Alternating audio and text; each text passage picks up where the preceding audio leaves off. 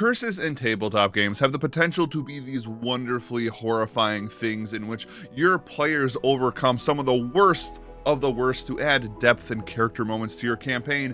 They can also just be kind of boring and tedious and leave the players at your table just wanting to get past them, and at their worst, curses can actually ruin an entire adventure and campaign, but that's a story for another time. When I first started running tabletop games, specifically Dungeons and Dragons, I kind of just threw curses in whenever I thought they might be fun or interesting, and it did lead to moments that were fantastic, but it also did lead to some frustration from my players.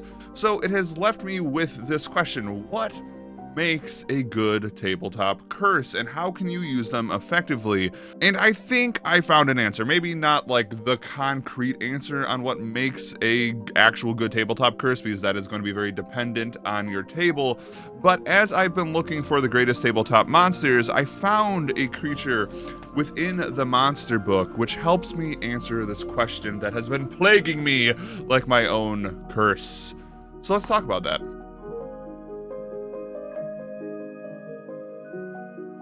This right here is the Barrowbogey of Dolmenwood, a 3-foot tall fairy creature with wrinkly gray skin and a pot or a jar for its head. It actually can have a bunch of pots and jars for its head. It really reminded me of a Legend of Zelda monster when I first saw this creature. It also can have pots on its hands and its feet, and can also spring on all fours. This is a very weird and bizarre creature if you haven't figured that out yet. This creature is also sharp-witted, wild, and tricksome. Along with that, it has a very little tiny voice that yells from within the jar or pot at whoever it's trying to yell at. Along with that, the Barrowbogey has the ability to curse a dwelling once a day. Now, this curse is quite simple, but I also think it is quite good, and it reads: curse dwelling once a day. A Barrowbogey can curse a dwelling, causing all within to be stricken with shaking, boils, and warts, losing 1 constitution, 1 charisma, and 1 dexterity, save versus doomed to resist. The curse may be cured by magic, examples remove curse, hex weaving, or by eating a porridge cooked in the pot stolen from the shoulders of the fairy who placed the curse. Like I said, a pretty simple and basic curse, a terrifying curse, specifically because it can hit an entire household, an entire dwelling, an entire town just having a good time at the tavern and then being stricken with the Barrowbogey's curse. But the more I looked at the curse, the more I looked at this strange creature, I realized it is actually a very, very, very good curse, and it kind of could help me answer the question, what makes a great curse? And I think to answer that, we have to ask another question, and maybe that's the curse of this video, is we are forever asking these very big questions that need answers. And actually, I think that's just like the curse of any discussion around tabletop games, is just infinite questions that we all, fight and bicker about. And I think that question is why do we use curses in tabletop games? Is it because fictional stories have always had curses, fairy tales, mythology has always had curses that someone had to overcome? And maybe that's it, but I think personally for me, why I like using curses in my games is I'm someone who is always, running games. I am, I guess, a forever GM, DM, keeper, whatever tag you want to throw on me at the moment. And I view my entire purpose of running games is to create obstacles and scenarios for the players to overcome. And I think curses are a way to do that, which makes those obstacles more personal. And the more personal an obstacle can become, the more room there is for character growth, in my mind at least. That's not saying that, escaping a dungeon together as a party doesn't come with character growth, because it absolutely does. But if you are stricken with boils and warts and shaking, and then you have to go out of your way to eat porridge out of a fairy's head to overcome said curse, that is interesting. That is going to lead to your character and the player playing that character to hopefully to ask more questions about what that means for their character.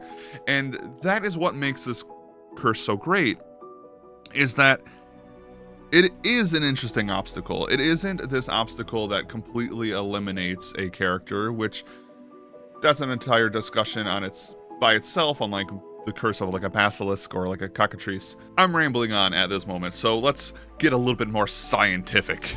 Maybe not scientific, that's not the word. Let's get a little bit more clinical with why this curse is so great. First of all, creates interesting choices, and that's always a big one for me, is like if a curse creates interesting choices, then that's very, very good for my game. When I first started running curses and running D&D, I threw a lot of like cursed items, and I found myself very dissatisfied with how those cursed items worked, because it would always be like, once per day, feed it the blood of your friend, and like that's fine, but after like a couple sessions, it just was like, okay, we're going to do this. Let's fast forward this. The players weren't that interested in that curse. There really wasn't like any like quest or storyline that they could have gone on like immediately to deal with it, because I was new. I was just like, I don't know, that's what the curse says. Like if they want to go and try to figure it out, they can figure it out. But it didn't lead to interesting choices. It was just like, okay, this is this thing I have to do once a day. And this curse creates interesting choices. Like if you're high level enough and you have the ability to cast remove curse, which, side note, if I'm remembering correctly, and I could totally not be remembering correctly here, I think remove curse, when you cast it in Dolmenwood, you actually like leak holy milk from your hands, and I hope I got that right. I'm gonna like throw up the text on the screen and we'll see how right or wrong I am. But it creates interesting choices, you know? If you're, like I said, high level enough, you can just overcome it. Because sometimes in your game, your players just don't want to deal with a curse, but it's still them overcoming it. It's still them having the ability to do that, and they can bypass that. That is one of the benefits of being a high level character, and you always gotta like reward them for that, you know? But if they don't have the ability to use those spells, or if they don't go out and find someone who knows how to use those spells, because that's also an option, they then have to find a way to eat porridge cooked from the head of one of these creatures, which leads me to a couple things I haven't talked about yet about the Barrowbogey, because you see, on its stat block, it has the cursed dwelling. It also has, if killed, a Barrowbogey's pot shatters instantly to dust, which means that you can't really strong arm one of these creatures to, you know, make porridge from its deceased head, which is a weird way of saying that. You can't just go out and kill a Barrowbogey and steal its head and then make porridge from it, which is, again, leading to more interesting choices. We're now forming this quest on how to solve this curse, because you can't just go and kill it. After that, it also loves pots and pies. Barrowbogeys cherish pies and earthenware vessels so much that they'll actually go into towns and steal pies from like a windowsill, or just like pots and stuff, which more interesting choices. Are your players going to try to bargain with a Barrowbogey if they learn this information? Are they going to dedicate part of the session to baking pies, or finding a baker that will bake them pies? Or what does that lead to? Again, more interesting things happening, more interesting choices the players are going to have to make. And then last but not least, on this character sheet, there is the relationship with undead. Barrowbogeys cohabitate on occasion with undead. The Barrowbogeys live in these like tunnels that are these weird fairy tunnels that can actually take you to the world of fairies, and there might just be undead nearby, which is upping that challenge. More interesting things are happening. And that's why this curse is so great, is that it just keeps leading to more and more and more interesting things. And if we go back to the intro of this video, I talked about how sometimes that curses can be these fantastic things that add depth to your game, and other times they can just kind of be like boring and, you know, also ruin your adventure. But that, like I said, story for another time. And this curse only really leads to interesting things, unless your players just don't want to deal with it. But once again, they're rewarded for being high enough level, or they have ways to ignore this. But if I was a player and I had to go do this, like, I'd be super interested, because this is very, very exciting and weird and strange, and something I would love as a player.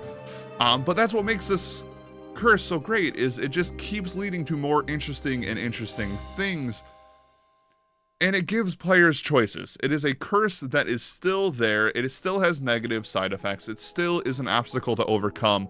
But to overcome that obstacle, it is just going to keep leading to more interesting things, which means that no matter what happens with this curse, it's either going to be, at its worst, just a thing that your party casts magic at and then goes away.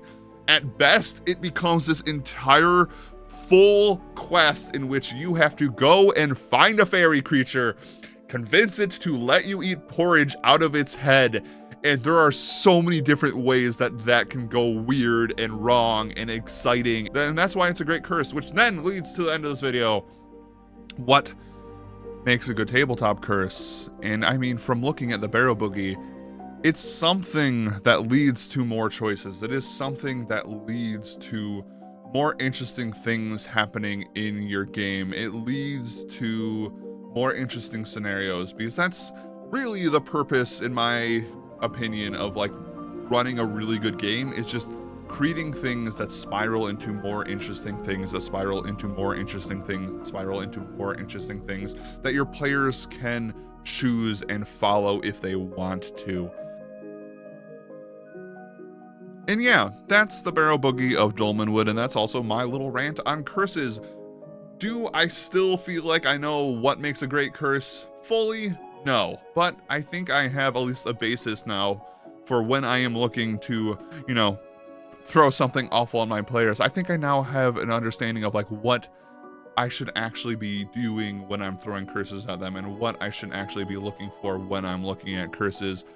And I could be completely wrong, and if I am wrong, please let me know down in the comments down below, or also if I'm right and you agree with any of the stuff, let me know down in the comments, or if you just want to like say hi, you can also write that in the comments, or if there is another monster you want me to look at, also throw that in the comments, because this is a video that is part of a series of me looking for the greatest monsters in tabletop, and I'm still trying to figure out what to do with this series. I think I'm going to start making these videos where they're like more neutral, open-ended. I do think monsters have the potential to help us learn how to run games better, and also help us become better players. So if you have a monster or even a tabletop question you want me to try to answer using monsters, let me know down in the comments. And yeah, just let me know any constructive criticism or anything on this video. Please let me know. I'm only looking to try to improve on these videos. And yeah, thank you so much for watching, and as always, be excellent to each other.